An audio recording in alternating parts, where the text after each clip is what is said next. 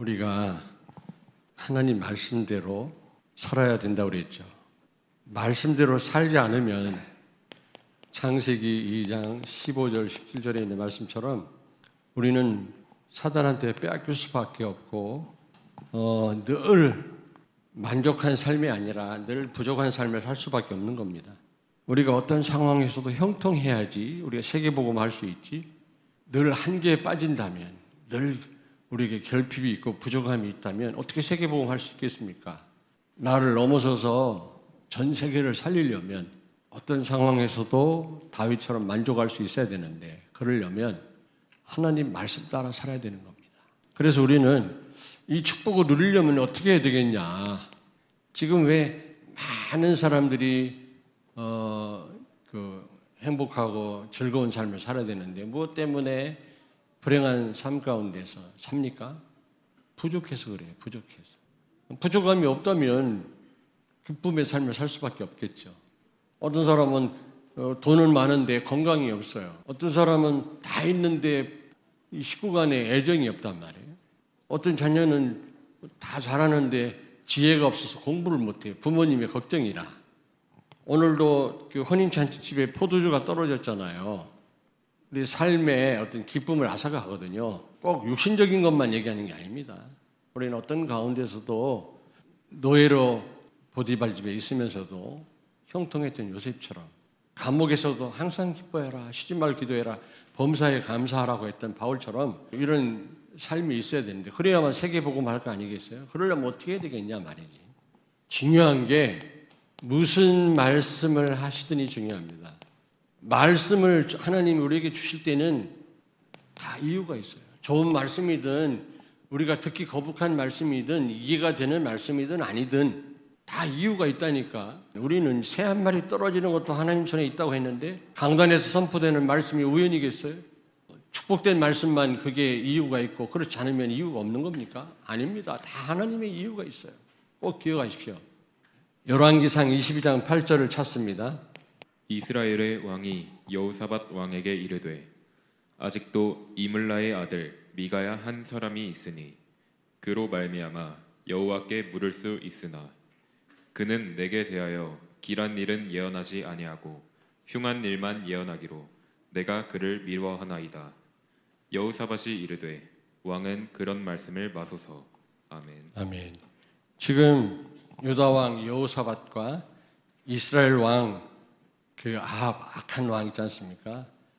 지금 전쟁을 같이 동맹을 맺고 전쟁을 하러 나가는데 유다 왕 여호사밧이 지금 묻습니다. 좀 물을 만한 선지자가 없냐? 그랬을 때 이 아합 왕이 뭐라고 그랬습니까? 이물라의 아들 미가야라는 사람이 있는데 그 사람은 나한테 안 좋은 말만 한다는 거예요. 다른 이 가짜 거짓 선지자들은 많이 있었는데 전부 좋은 말만 하는 거 있죠. 이 미가야는 전쟁에 나가면 안 된다 그랬는데, 길라 라못 전투에 나가면 안 된다 그랬는데 다른 많은 선지자들이, 가짜 선지자들이 나가라고 해갖고 죽잖아요. 아합이 왕복을 벗고 변장을 하고 나갔는데도 활에 맞아 죽어요. 우리는 여러분 말씀에 편식하면 안 됩니다. 다 은혜로 받을 수 있어야 돼요, 여러분이요. 예레미야 42장 6절을 찾습니다. 우리가 당신을 우리 하나님 여호와께 보내면 그의 목소리가 우리에게 좋든지 좋지 않든지를 막론하고 순종하려 함이라. 우리가 우리 하나님 여호와의 목소리를 순종하면 우리에게 복이 있으리이다 하니라. 아멘. 지금 이스라엘 백성들이 예레미야에게 한 얘기입니다. 당신을 통해 주신 하나님 말씀이 뭐라고 그랬어요? 우리에게 좋든지 좋지 않든지 간에 우리가 순종하겠습니다. 사도행전 10장 33절을 찾습니다. 내가 곧 당신에게 사람을 보내었는데 오셨으니 잘하였나이다. 이제 우리는 주께서 당신에게 명하신 모든 것을 듣고자 하여 다 하나님 앞에 있나이다. 아멘. 아멘. 지금 피장 시몬의 집을 통해서, 여기가 지교회거든요. 로마 장교 고넬료와 베드로가 만나게 됐거든요. 그래서 시스템이 중요합니다. 하나님이 누굴 만나게 하려고 해도 이런 시스템이 없으면 만날 장소가 없잖아요. 두 번째로는 기도하다 만났어요. 고넬료도 기도하다가 베드로도 기도하다가 피장 시몬의 집에서 그렇습니다. 여러분, 만나면 성령의 역사거든요. 여러분이 기도할 때 만남을 주십니다. 전도가 된다 안 된다 이런 말 하지 말고 기도해 보세요. 하나님이 절묘하게 사람을 만나게 하실 것입니다. 그래서 결국 고넬료 집에 베드로가 방문을 했는데 고넬료가 하는 말입니다. 이제 우리는 주께서 당신에게 명하신 모든 것을 듣고자 하여 어떤 말이든지 듣고자 하여 우리가 여기에 모였습니다. 고넬료 식구들이 다 모여가지고 말씀 받는 우리의 자세죠. 말씀 따라 사는 사람은 사자는 굶주릴지라도 너희는 굶주리지 아니하리라 그랬잖아요. 우리가 어떻게 해야만 형통한 삶을 살 수 있느냐? 말씀 그대로 하는 겁니다. 말씀 그대로 순종하면 뭐라고 그랬습니까? 여기 예레미야 42장 6절에 보니까 여러분 복이 있다 그랬어요. 말씀 안에 답이 있다니까. 아모스 3장 7절에 하나님은 어떤 일을 행하시기 전에 주의 종에게 먼저 말씀을 주신다 그랬어요. 여러분 이번 한 주간 살면서 아니 한평생 살면서 많은 일들이 있을 것입니다. 그런 일들을 어떻게 하면 우리가 감당할 수 있겠냐? 하나님 말씀 주의 종을 통해서 주시는 말씀 먼저 잘 붙잡아야 돼. 그 안에 모든 답이 다 있다. 하나님 말씀 책망으로 들려집니까? 듣기 싫습니까? 그렇지 않습니다. 축복, 답이 됩니다. 고린도후서 1장 19절 20절을 찾습니다. 우리 곧 나와 실로아노와 디모데로 말미암아 너희 가운데 전파된 하나님의 아들 예수 그리스도는 예하고 아니라 함이 되지 아니하셨으니 그에게는 예만 되었느니라.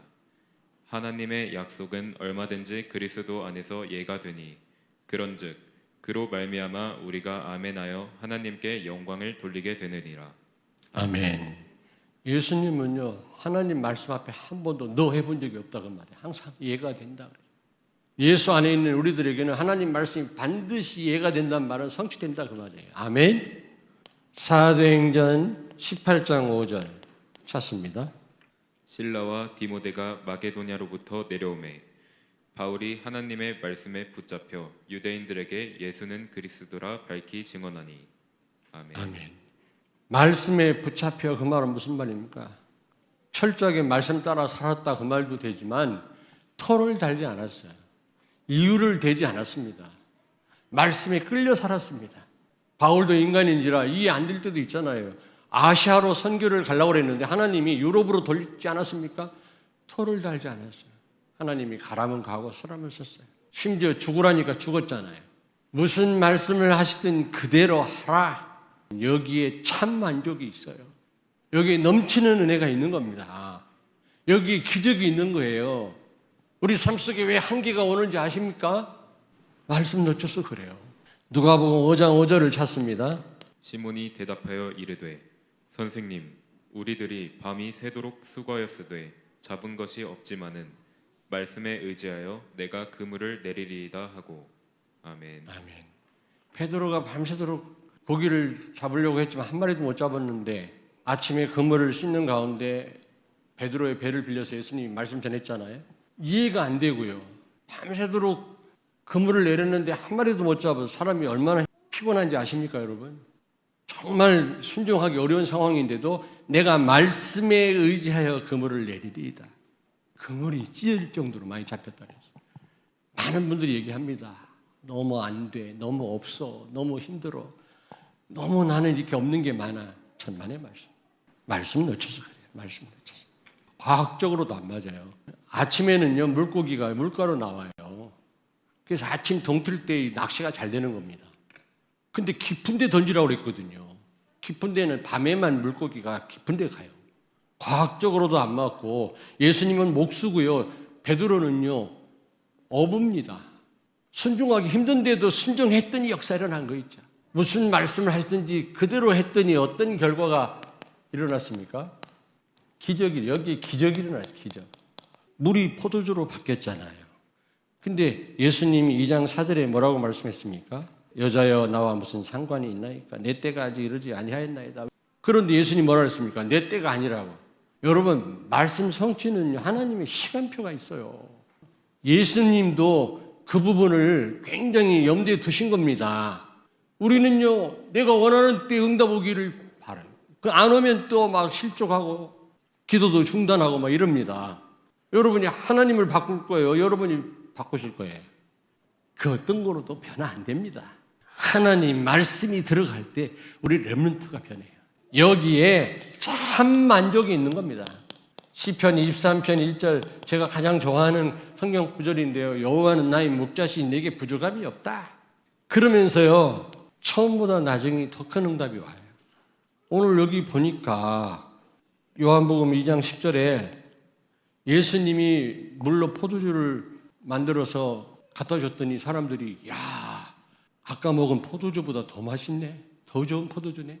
원래는 잔치에 가면은 좋은 포도주를 내놨다가 술 취할 때는 안 좋은 거 싸구려를 내놓는 거예요. 몰라. 술 취하니까. 근데 예수님이 만든 포도주는 아까 거보다 훨씬 고급이네. 훨씬 맛있네. 욥기서 8장 7절에 뭐라고 말씀했습니까? 처음은 미약하나 나중은 창대하리라. 갈수록 응답받아요. 뿐만 아니라 예수 그리스도를 더 깊이 체험하게 됩니다. 어떻게 하면 내가 예수 그리스도를 더 깊이 알고 체험할 수 있을까?